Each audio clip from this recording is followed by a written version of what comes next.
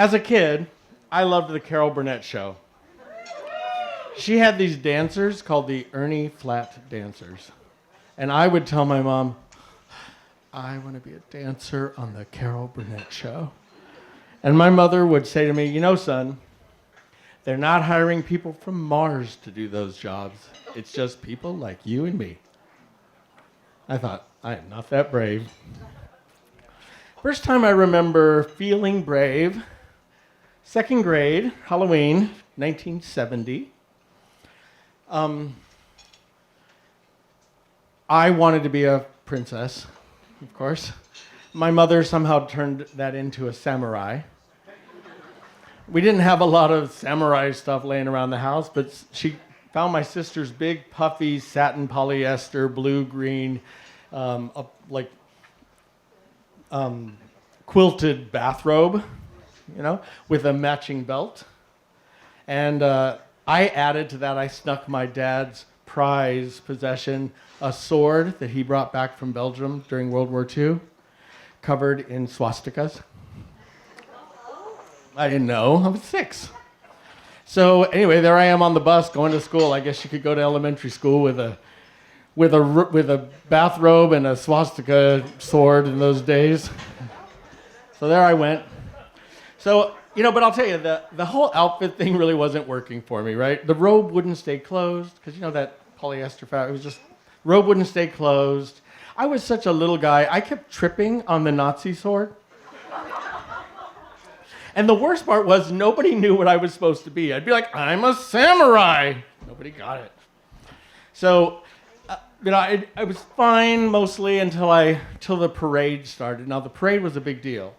It started with the 6th graders, and they would make their way through the 5th grade classes, and the 5th graders would join them, and they'd go to the 4th grade classes, and it'd go all along that way, adding and subtracting until everyone saw everyone else's costumes.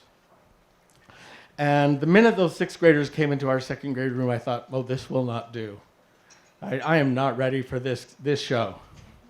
So I didn't know what to do. I panicked, and I leapt into action. I took off my shoes and my socks.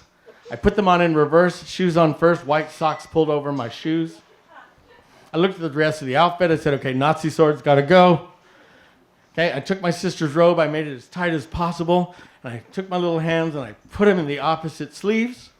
And I stood up, ready to join the parade at just the perfect time as a geisha.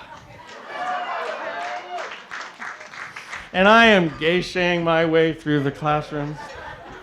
You know, benevolent smile, a little nod, you know, a beautiful hostess with knowledge of language and art and a proper tea service. And when we finally got back to our classroom, I was so proud of myself, right? Because I had taken that samurai lemon and turned it into geisha lemonade. Pretty brave for a little 6-year-old boy, right? Maybe. I mean, by that point in my school career, 3 years, I had become used to the kids calling me sissy and fairy and pansy.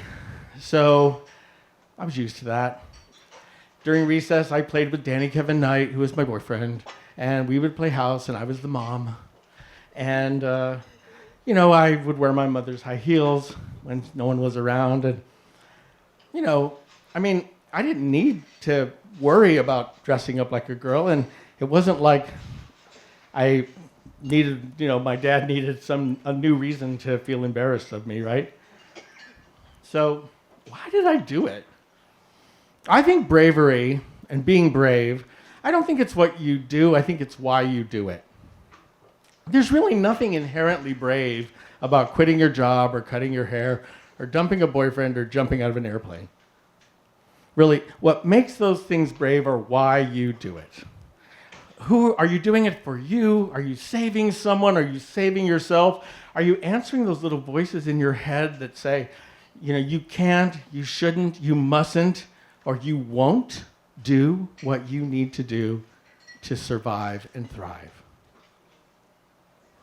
For me, I think I was confronted with my total self-being and realized that I was faced with the choice of showing up as a kind of messy samurai or pulling my shit together as a geisha. And my honest and integrity, in all honesty and integrity, I said, I am a pull my shit together kind of girl, you know? And so even now, I'm older, and I'm making different choices. When I'm choosing between this or that, what's right for me, is this my true calling? Is this a distraction? Am I in my integrity? Am I out of my integrity? I still can sense a little demon nearby reminding me, well, they're not hiring people from Mars to make these choices. And holding up an ice-cold glass of geisha lemonade and saying, go ahead, be a little braver today. Thank you.